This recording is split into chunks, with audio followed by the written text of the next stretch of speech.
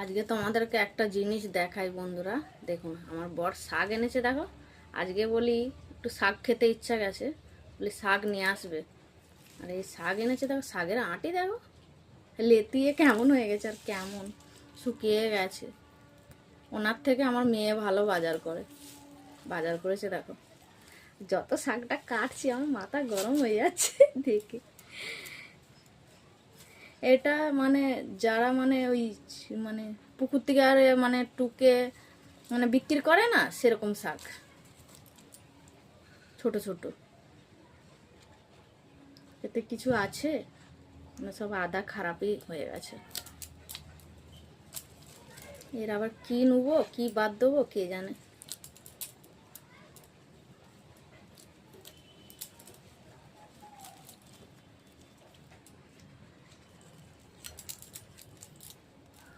তো tata bye.